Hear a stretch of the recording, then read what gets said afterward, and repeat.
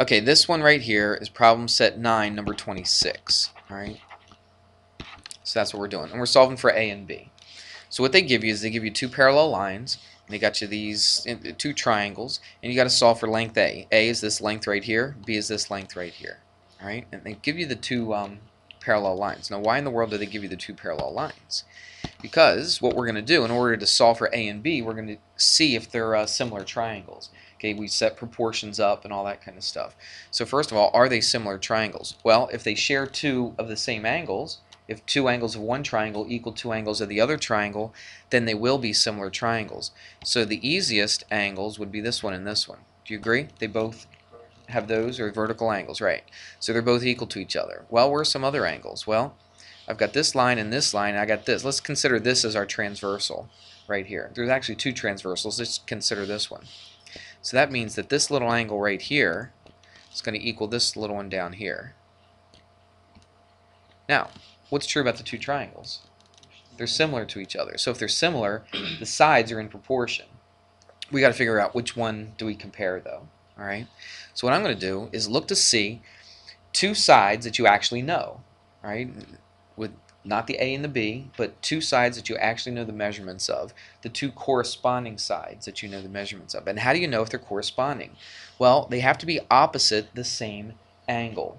All right, that's what I always look for. I look to see for the lengths of the sides that are opposite equal angles. So look at this angle and this angle right here. What side is opposite this angle here on this triangle? 5. Okay, and then what side is opposite this? It's 6. So what's my ratio then? 5/6. That's my scale factor, right? So for every 5 here, you do what? You go 6 on this side. That's what it means. Well, let's take a look. We got to figure out what we're going to do. Is it A over 3? We got to look. Okay, look what angle this A is opposite. It's opposite the one with what? 2 arcs, right? And then you come over here. What side is opposite the angle with 2 arcs over here?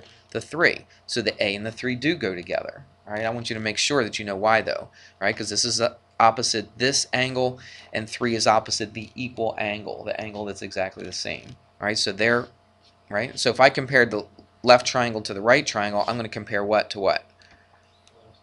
Yeah, but A over 3, right? And now I can just solve for A. Pretty easy. You could cross multiply, but since A is already on the top, it's a lot easier to go multiply by 3 here. Come over here, multiply by 3. Do you really need a calculator? No. 3 goes into 3 once, 3 goes into 6 what? Twice. So A is what? 5/2. Do I have to change it to a mixed number? Do I have to change it to a decimal? No, keep it. 5/2. There's no reason to change it to anything. Keep it like that. All right, don't waste your time. Don't take a chance on making a mistake and changing that to a decimal or a mixed number. Just keep it like that. All right? Let's solve for B now. We're going to use the same scale factor as we did earlier, because all the sides are in proportion. All the sides have the same scale factor of 5/6. So, or all the corresponding sides, I should say. So let's solve for B. What is B opposite? The one with no arc on it, right? So you come over here. What side is opposite the one with no arc here? The 4. So again, what am I going to compare? I'm going to compare 4 to B. Everybody see that? So 5/6 equals what? 4 over B. Now, B is not on the top, so I'm going to cross multiply. So what do I get? 5B equals what? 24. Divide both sides by 5, and there it is. So B is 24/5, and that's your answer. Got it? All right. Let's do another one. Okay, here we go. We have to solve for x. That's what it says to do. It says to solve. And we got to solve for x. So what are we going to do? It looks like we would just take the square root of everything, right? But you can't do that because there's a sum right here. There's a plus. It's a common mistake people make. Oh, they say, oh, square root everything. Oh, that goes away. Or not square root, but square everything. That goes away, then you square this side. You can't do that. You cannot just square these things individually when there's a plus in between. If you're going to square the whole entire left side, you got to take this whole entire thing and square it. All right? That gets a little ugly. Now, could you do that? Absolutely. You could do that. I'm not going to. What I'm going to do is make this a little bit easier on myself. I'm going to take this thing, chuck it to the other side. All right? Take the smaller one. It doesn't matter which one, but I'd take the smaller one and put it over to the other side. So let's rewrite it. It's going to be the square root 2x plus 20 equals 10. Now how do I get that to the other side? It's being added, so what do? I subtract it. Okay? Now, look at the left side. Now, even though there's a plus in the middle, what's the overriding thing over here on the left side? It's that square root, isn't it? Everything is underneath of that square root. So can I just square this left side now and get rid of the square root? Absolutely. Because they're not separated by a plus sign. You see it? It's not square root of 2x plus the square root of 20. Right? It's underneath one big square root. So I can just square the left side and the square root's going to go away. But look over here. Can I just square everything over here? No, because it's separated by this minus sign. I've got two separate things right here. So I have to square the whole side. That means I have to put that in parentheses. And I'm going to square that. Now watch what happens here. When I square the square root, the square basically cancels out that square root. So what am I left with? Just 2x plus 20. Now, if I'm going to square this, I cannot, listen, I cannot just square the 10 and square the square root of 2x. I can't do that. Because if I square something, I multiply it by itself. When I multiply something by itself, or when I multiply a sum by itself, I'm going to have to do what? It's a method. What is it? Yeah, it's distributive property, but what method, what word do we use to make it sound a little easier? FOIL method, right. So you have to write it like this. That's squaring it, isn't it? Squaring something is multiplying it by itself. So I took this thing and I multiplied it by itself. There it is, right here. And I got to FOIL that thing. That's where all the work is. The rest of it's actually pretty easy, I think.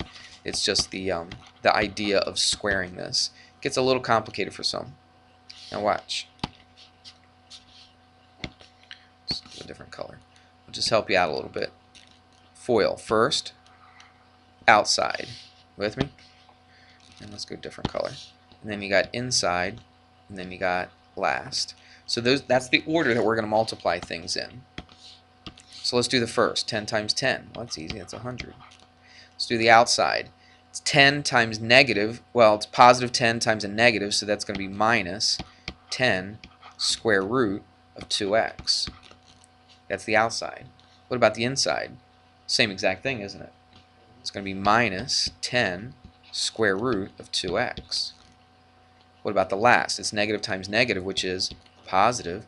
And we can do this in our head. Watch. It's the square root of 2x times the square root of 2x. We've done this a bunch. Remember doing this kind of stuff? What's the square root of 7 times the square root of 7 without even thinking about it? It's just 7, isn't it? What's the square root of, I don't know, 57 times the square root of 57? It's just 57. So what's the square root of 2x times the square root of 2x? It's just 2x, isn't it? It's a plus because it's a negative times a negative. Alright, let's simplify the right side. Just one little thing we can do.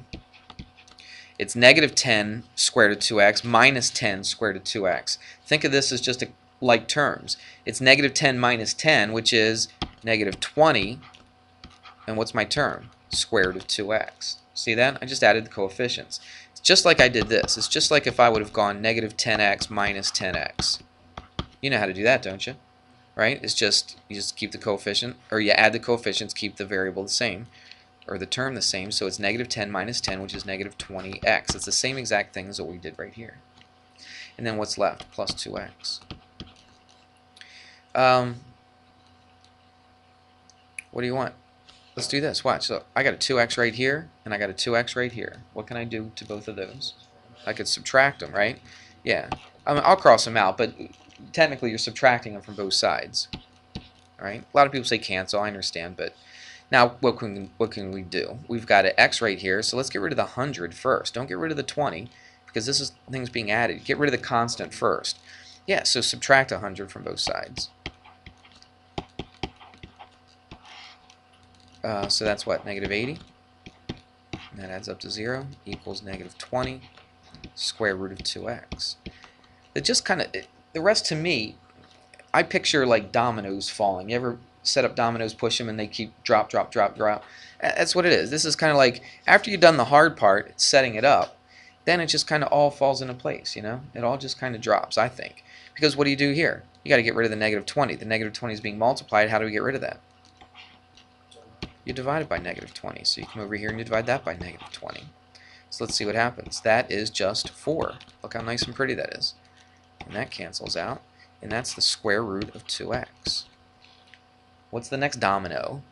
You look at it and you say, okay, what do I do now? Oh, I got to get rid of that square root. How do I get rid of a square root?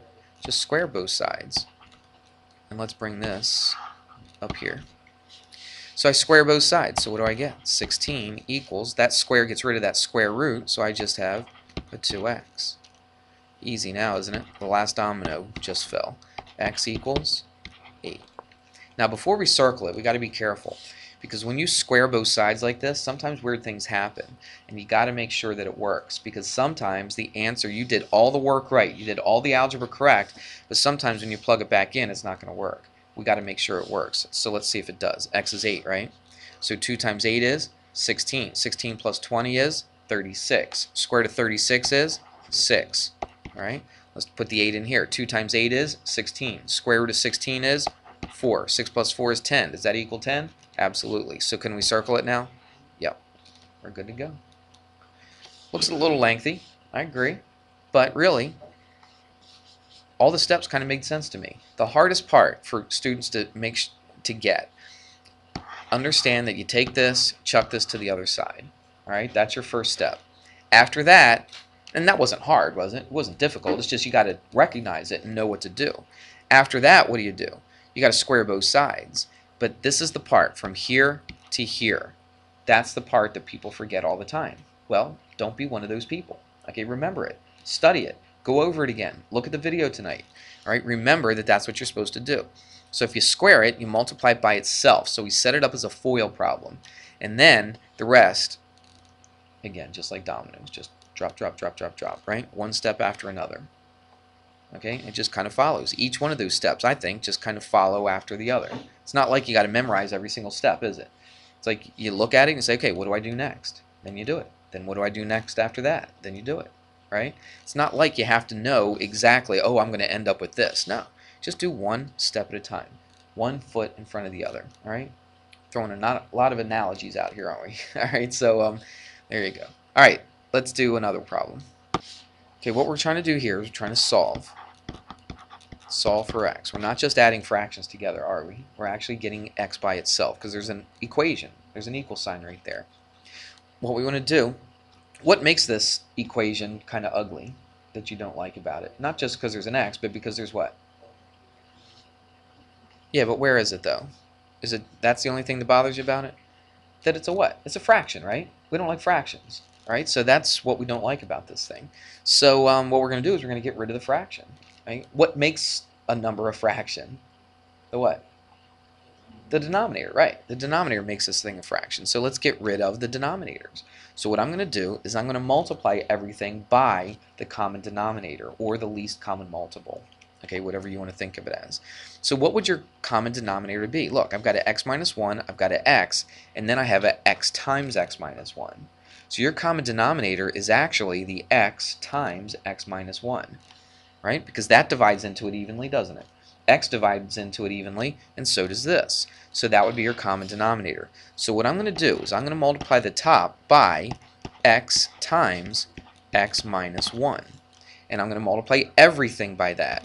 X times x minus 1, x times x minus 1. Now why did I do that? I didn't do that to make this thing any more complicated. I did it to make it easier. Now watch, I promise you it'll make it easier. Get rid of the x minus 1. Right? That cancels with that. That was nice, wasn't it? Look at this thing. This x cancels with this x. And what cancels here? All that stuff cancels with that. See how nice and pretty that is? Looks ugly right now, but let's clean it up a little bit. So what do we got? We got x times x plus 1 minus, what's this? Just x minus 1 equals, and what's that? That's just a 2. And now let's set this thing up. Let's distribute x squared plus x minus 1 equals 2. X squared, look, that adds up to 0, doesn't it? Let's put this on the other side, minus 2. So we've got minus 3 equals 0. Now watch. X squared equals 3. Take the square root of both sides. X equals plus or minus square root of 3.